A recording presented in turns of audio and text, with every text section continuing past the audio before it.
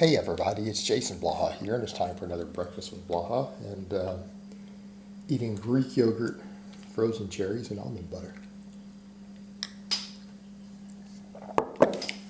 All right, let's talk about rest times. Something that I get asked a lot personally, people will say, Jason, how long are your rest times? I'm not on a tight schedule. I take as long as I want between sets.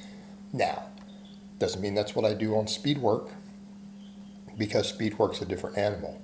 And it may not be what I do on really small single joint exercises at the end of a workout. But normally, the only benefits for you as a lifter that come from shorter rest times are going to be to get you out of the gym quicker if you have a tight schedule. But from a gains perspective, the research is pretty evident at this point. Shorter rest times, particularly for your primary movements, will reduce muscle growth.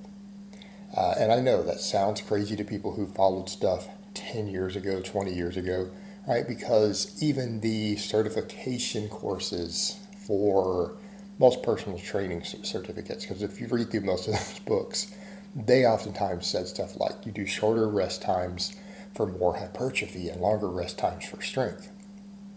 And that's a nice theory, because the whole idea here is, well, we get a lot of metabolic fatigue, we get a better pump.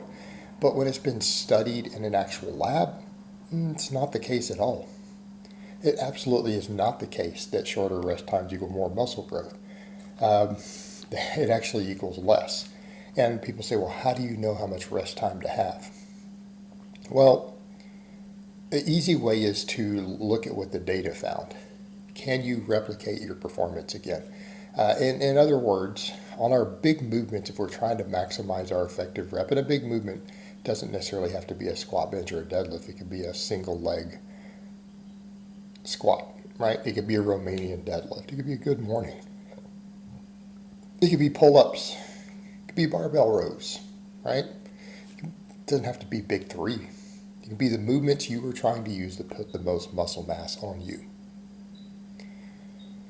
What the research has found pretty consistently in trained lifters is that if your rest times are so short that you cannot replicate performance, hypertrophy goes down. And it doesn't mean that you don't get any, it's just that it goes down. And a lot of it has to do with the fact that there's probably less total effective reps. Because again, people have this idea in their head that just because you reached muscle failure, that you hit all these large amounts of effective reps. But the thing is, if you hit muscle failure because you were too fatigued for your upper threshold muscle fibers to be used again, they didn't get any stimulus. You will have entire ranges of muscle fibers that did not get stimulated on that set. Because usually we see those happen when you're fresh, when you are within 5 reps of failure. So here's what I mean. Let's say that you're working with 200 pounds on an exercise, and that is, for you, maybe an 11 rep max, right? If you took it to 10 reps, you would have 1 rep left in the tank. That if you were to try to do an 11th rep, you're going to grind it hard. It might take you 4 seconds to lock that rep out on the 11th rep. Right? That would be a true 11 rep max. You do 10 reps with it, you got 4 effective reps. You got 4 effective reps with that weight.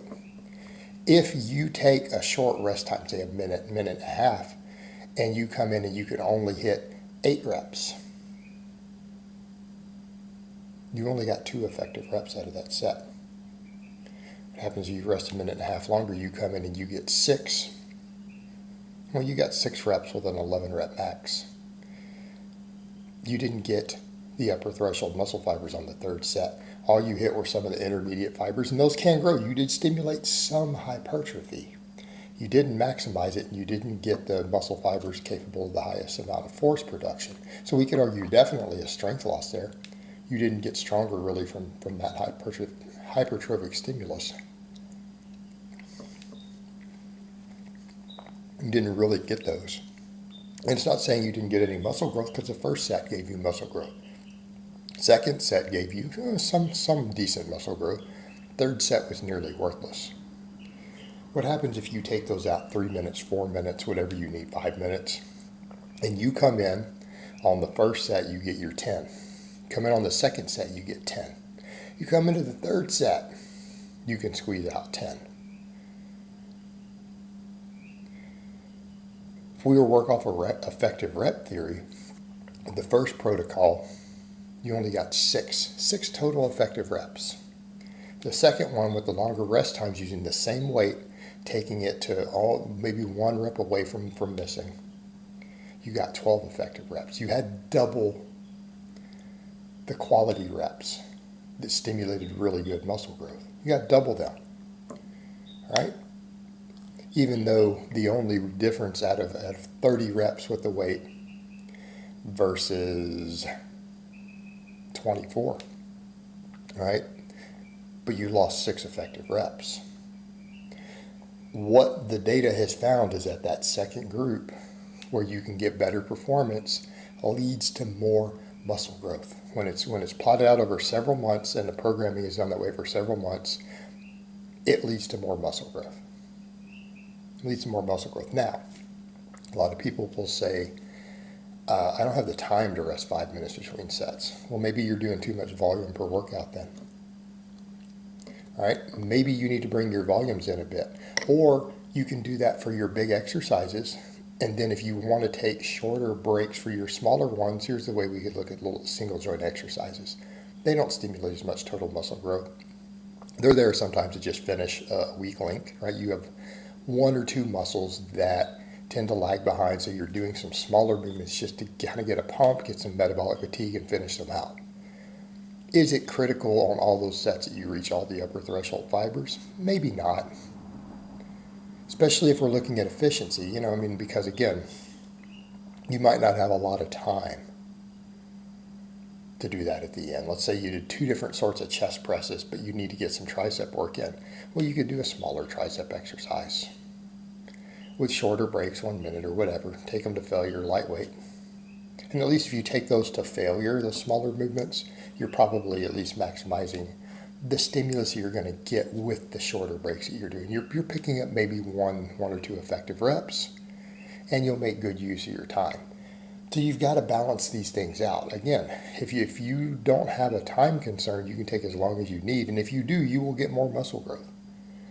But what I would suggest to people is maybe a compromise on these things. Take as long as you need on your most important big exercises, and then when you get to the smaller stuff at the end, if you have time constraints, trim it down. Trim it down a bit. And as far as the other end of it goes, you get people who say, well, I do the shorter breaks to get into shape, to get my conditioning up. And I'm not saying weight training can't improve your conditioning some, especially your 10 and 12 rep sets, especially on bigger movements. Sure, it can. But you're going to get that even more effectively if you're moving more load for those 10 reps. Number 2, if you really care about being in shape, you're going to do GPP at least a couple times a week anyways. Your weight training is not the most efficient tool to do that. In this case, you're compromising muscle mass for conditioning. You are paying a price. It's costing you something. Right? You're gaining less muscle to get that conditioning. I would suggest that maybe your hypertrophy work should be there to maximize your hypertrophy. And if you get some bonus conditioning, that's great. And if you want to bring your conditioning up, you should do conditioning work. Novel concept, right? All right, guys, but that's really all I have to say on that today. I hope it's been informative, and I will talk to you guys next time.